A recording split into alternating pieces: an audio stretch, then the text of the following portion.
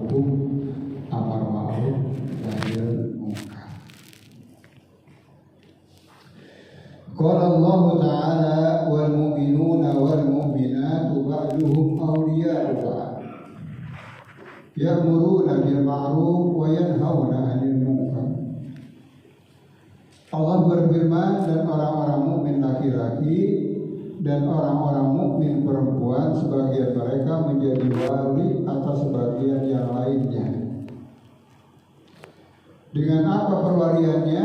Ya'muruna bil ma'ruf wa yanhauna 'anil munkar, mengajak berbuat kebajikan dan mencegah daripada berbuat kemungkaran. Jadi masing-masing punya kewajiban satu sama lain, baik laki-laki maupun perempuan, mukmin laki-laki maupun mukminah perempuan.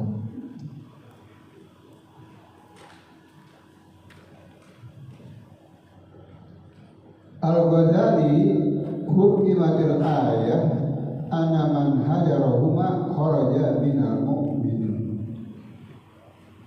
Menurut Imam Ghazali memahami dari ayat yang kita baca tadi, bagi orang yang tidak memenuhi kewajiban ini, tidak pernah mengajak orang untuk berbuat kebajikan dan tidak pernah mencegah daripada kemungkaran, bila dia mendapatkan orang seperti itu, artinya nggak pernah diajak-ajak orang untuk berbuat baik, kalau melihat kemungkaran didiamkan saja, maka dia keluar dari kelompok orang mukmin. Kasar kata, bukan orang mukmin kalau kewajiban ini ditinggalkan. Baik itu kita lihat dari fardu ainnya maupun dari fardu kifayahnya.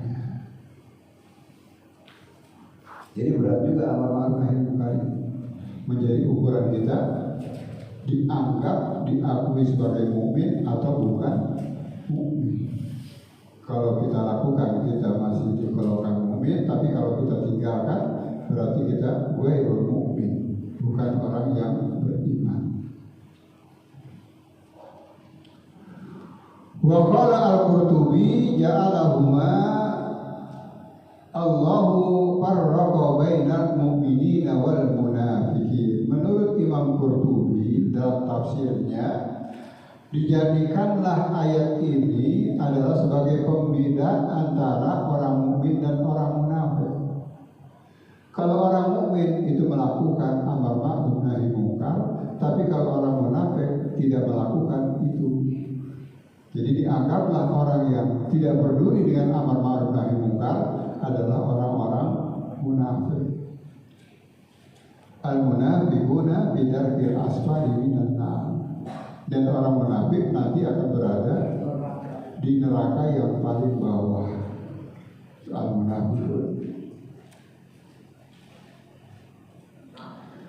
Wa akhraja Muslimun an Abi Sa'id al-Khudri, dikeluarkan dari Muslim dari Abu Sa'id al-Khudri qala sami'tu Rasulullah sallallahu alaihi wasallam yaqul man ra'a minkum munkaran falyughayyirhu bi yadihi fa in lam yastati fa bi lisanihi fa in lam yastati fa bi qalbihi wa dzalika ad'aful iman.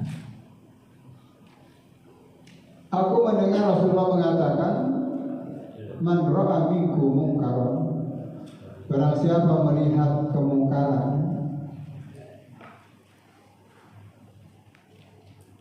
di kampungnya atau di wilayahnya, ada perbuatan mungkar di situ. Apakah orang yang minum minuman keras atau orang yang berjudi, banyaklah macam-macam kemungkaran. Falyughayyirhu biyadihi, maka berkewajiban secara proses yang pertama adalah hendaklah dia merubahnya dengan tangannya. Artinya tangan di sini adalah kalau dia mempunyai kekuasaan, dengan kekuasaan dia sebagai lurah atau paling enggak sampai gubernur membuat perdanya, peraturan daerah. Artinya dengan kekuasaannya dilakukan pelarangan, artinya diundangkan. Ya kalau di tingkat provinsi perda Kalau di tingkat nasional ya undang-undang.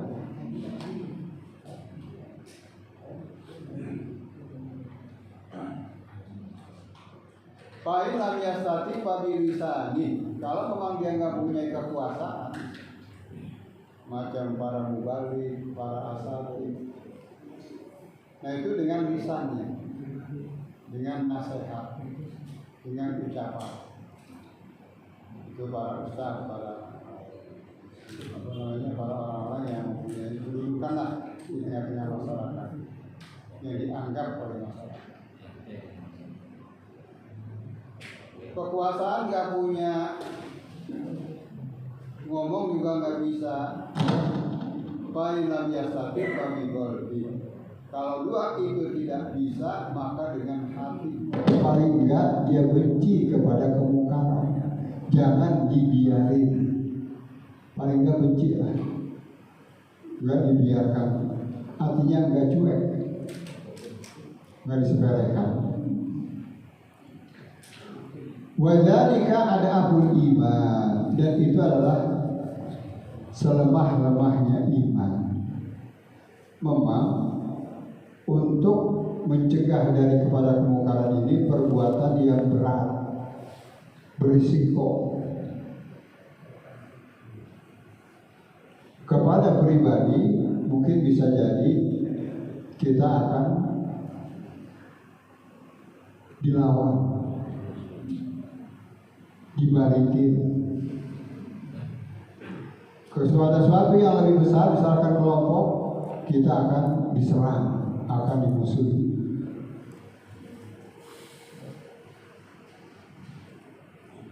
Ya banyaklah ya. Kita ini ada juga di kriminalisasi. Ini kan guru-guru, ustaz-ustaz banyak seperti itu. Itu mencegah pada kemungkaran. Ya contohnya kelompok PPI lah, ini pejuang kemungkaran. Ya kan jadi musuh negara, musuh kelompok, sampai mereka dibubarin. Nah itu berisiko sampai ditahan. Ya untuk kemungkaran, mencegah kemungkaran ini memang perbuatan nggak ringan, berat, berisiko. Kalau ngajak perbuatan baik mungkin lebih gampang, dia mau atau enggak udah gitu. Tapi kalau kemungkaran kan dia menghilangkan. Biasa pada main judi di sini, kita bubarin gitu, marah. Anak-anak muda pada minum-minum di sini, kita usir dia. Oh bisa rumah yang usir ditipu gitu aja. Nggak senang hatinya itu.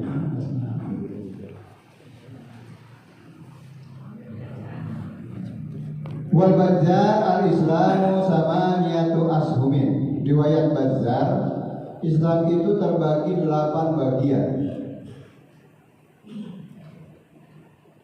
Ay ashadatani sahmun. Yang pertama adalah 2 kalimat syahadat, itu 1 bagian. Kita mengucapkan asyhadu an la ilaha illallah wa asyhadu anna muhammadar rasulullah.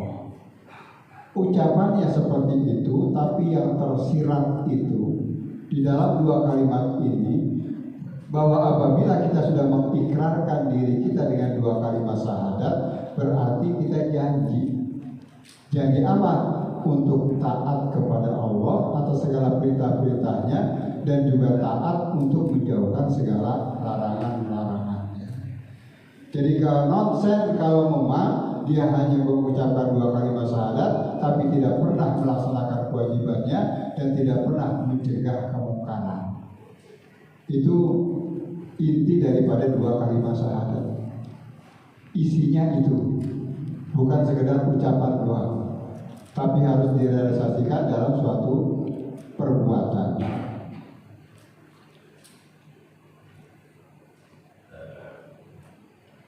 Wassalatu sahmun, dan sholat itu 1 bagian lagi. As-sholatu ibaduddin. Sholat itu adalah tiang agama. Faman tarakaha faqad hadamaddin. Barang siapa meninggalkan sholat, berarti dia telah menghancurkan agama.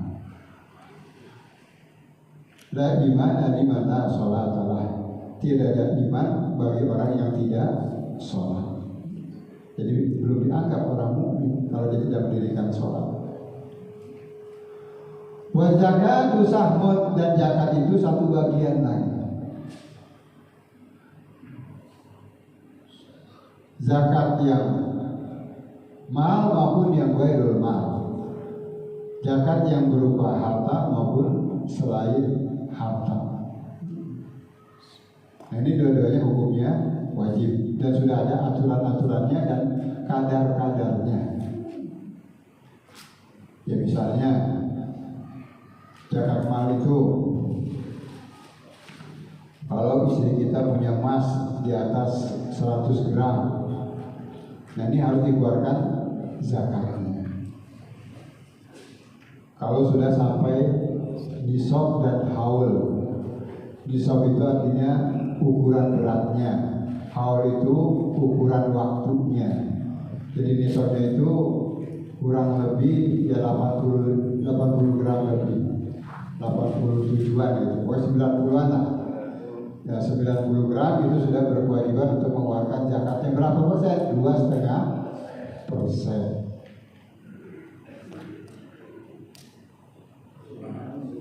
Misalkan dia juga punya barang-barang yang disewain, apa kontrakan, nah yang disewain.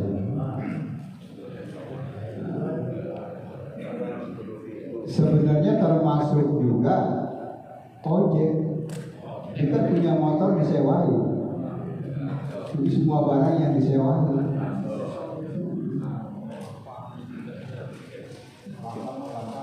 Pelampang, ya pelampang yang disewain juga termasuk.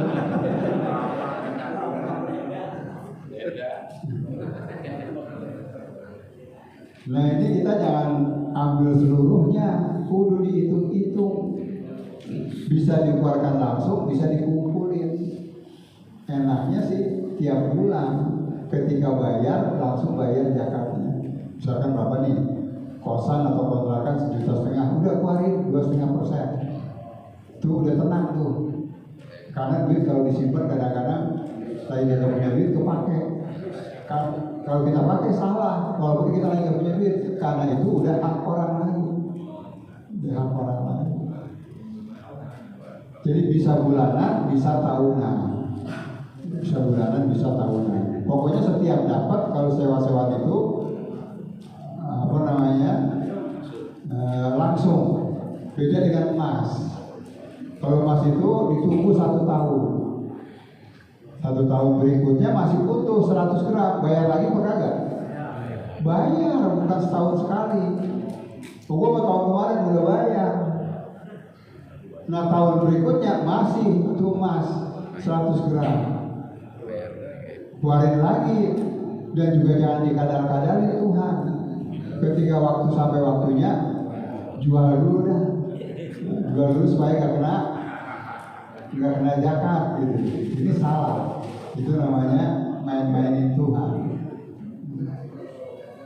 Berapapun itu jumlahnya wajib kita keluarkan. Kalau tidak, patuk wajibahuhum wa junubuhum. Nanti di akhirat ditriska jidatnya, punggungnya dan lambungnya.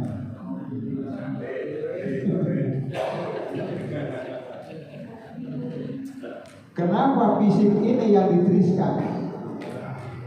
Kok jidat? Kok jidat? Jidat ditriskan karena ketika dia disuruh mengeluarkan zakatnya atau ketika orang datang untuk minta zakatnya, yang pertama kali mengkerut jidatnya. Kalau datang mengkerut itu jidatnya. Dan kenapa lambungnya? Karena ketika orang datang untuk meminta zakat, berbalik dia, kagak mau lihat orangnya. Mungkin dikata-katain. Dan kenapa punggungnya? Karena kalau orang minta zakatnya, dia tutup pintu di belakangnya. Nah tuh logikanya begitu. Kenapa jidatnya, lambungnya dan punggungnya yang ditriskan? Kalau emasnya banyak berlepeng-lepeng, lempengan ya kalau emas ya. Gram. Iya. Istilahnya kalau dilebarin lebar gitu ya. Iya batangan. Itu sejumlah itu nanti mukanya bisa dilebarin. Supaya bisa diteriskan. Jadi zakat ini jangan main-main ya, jangan main-main. Jadi jangan kita anggap sepele. Itu bakalan ditanya. Ya kalau zakat fitrah mah ringan lah, cuman 4 liter. Nah ini terutama zakat harta. Kalaulah zakat harta ini semua orang Islam di Indonesia ini keluarin, nggak ada orang Islam yang miskin. Karena juga orang-orang Indonesia yang Islam itu kaya-kaya, cuman pada ngemplang, bukan ngemplang pajak doang, tapi juga ngemplang zakat. Padahal sih menurut Islam itu, min amwalihim harus diambil paksa. Ambillah dari harta mereka. Min amwalihim sodakotan. Nah sodakotan di sini artinya zakat. Ambillah dari harta mereka itu zakatnya. Disuruh ambil, bukan kemauan, bukan kerelaan orang yang punya. Disuruh ambil. Jadi harusnya ada paksaan dari pemerintah. Jangan pajak doang yang dipaksain. Zakat juga harusnya dipaksain, harus dikeluarkan. Harus ada hitung-hitungnya. Nah ini siapa yang berwenang kita nggak tahu, apakah mungkin atau siapa. Harusnya ada gitu. Harusnya ada. Nah kalau di negara Islam Saudi itu memang diambil, zakatnya diambil. Dikumpulin di mana? Di Baitul Mal. Ada Baitul Mal, kita ini nggak ada Baitul Mal. Ada basis ya. Ya itu doang. Nah itu pun kalau kita ngajuin permohonan baru dikasih. Kalau kagak ngajuin nggak bakalan dikasih. Tapi kalau di Saudi itu kalau kita nggak punya apa-apa, misalkan kita musafir atau apa, tinggal ngajukan aja arido permohonan, maka nanti akan dikabulkan itu permohonan kita. Cuma kalau di sana administrasi itu nggak seperti di sini di Indonesia. Kalau di Indonesia ini birokrasinya jelimet. Harus kemari. Tapi kalau di Saudi itu yang namanya permohonan cuma secari kertas doang. Misalkan kita di saya mahasiswa izin gak masuk, sobek aja kertas. Saya tidak masuk karena sakit, cukup. Nggak perlu bertele-tele. Kita mau ke Baitul Mali, nggak punya duit, minta. Ajukan aja arido permohonan, minta untuk bulan ini. Misalkan saya untuk kirim buku dari Saudi ke Indonesia ini nggak punya duit, buku saya di sini tertinggal banyak, minta permohonan dikasih. Kalau di Indonesia ini memang ya begitulah, birokrasinya susah. Dan tidak ada Baitul Mal. Mungkin kalau ada Baitul Mal ramai terus kali ya. Ya, pegadaian aja ramai. Ya harus digade gitu. Apalagi kagak pakai gade-gade. Ya. Warung. Ya termasuk keuntungannya. Iya. Iya dihitung lah 2,5% dari keuntungannya itu. Makanya harus pintar-pintar berhitung.